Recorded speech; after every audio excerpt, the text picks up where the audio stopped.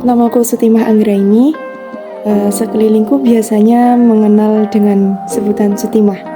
Dan untuk di dunia literasi, aku biasa dikenal dengan nama Siva Alfaizah.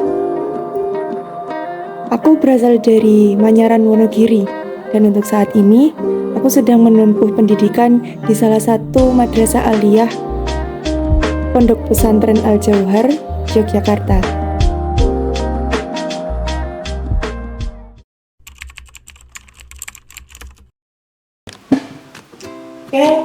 Jadi ini kan novel remaja.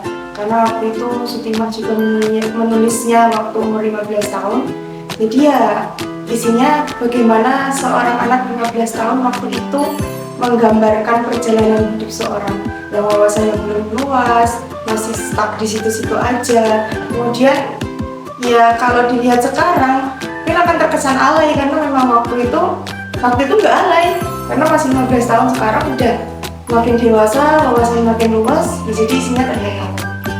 Jadi kisahnya begini, ada dua murid SMA yang mereka satu sekolah, kemudian mereka bertemu di kali perjalanannya begitu, hingga akhirnya mereka lulus, kemudian berpisah karena sekolahnya berbeda, jenjang selanjutnya berbeda.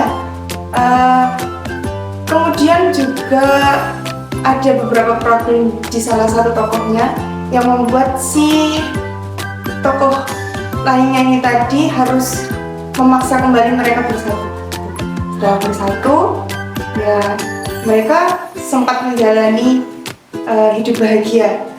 Kenapa kok dikatakan sempat? Ya karena kemudian salah satu tokohnya harus mati.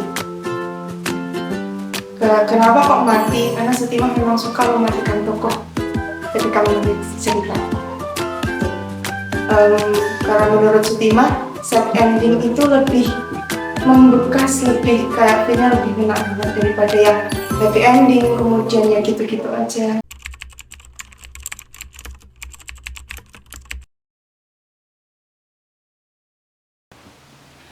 Jadi awalnya suka mengarang cerita karena dulu waktu SD kan kalau setiap habis liburan biasanya sama gurunya diminta untuk menuliskan gimana pengalaman kemarin liburan kemana.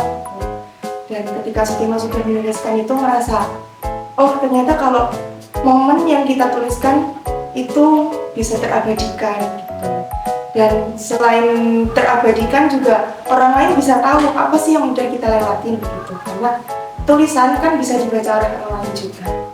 Semakin dewasa, semakin labil-labilnya mulai ada perasaan-perasaan mungkin kan, jadi menulis juga bisa sebagai sarana untuk mengungkapkan perasaan, atau Sutimah nyebutnya jembatan healing.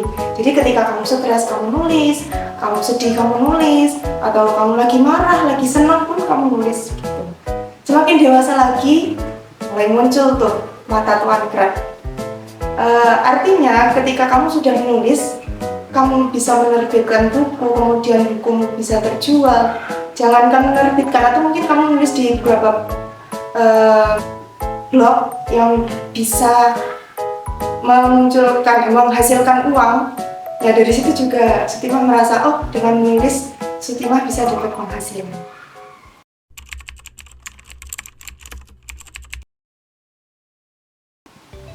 Untuk kalian yang ingin menulis, jangan takut di komen. Yang pertama itu, jangan takut untuk di komen.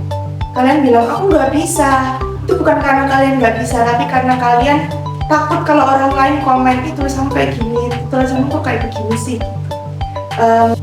Kemudian yang kedua, menulisnya untuk diri sendiri dulu.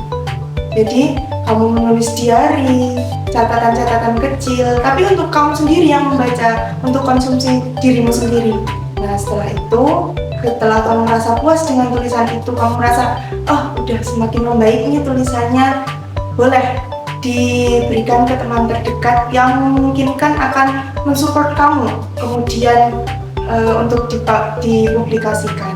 Yang saran selanjutnya adalah perbanyak membaca. Karena dengan membaca kamu bisa mendapatkan banyak referensi kata-kata baru, cara menulis alur, menemukan plot twist, dan lain sebagainya. Dan jangan lupa menjadi pembaca untuk tulisanmu sendiri, karena itu perlu. Masa iya kamu menulis tapi kamu nggak baca tulisanmu? Jadi sebelum dibaca oleh orang lain, bacalah dulu tulisanmu sendiri.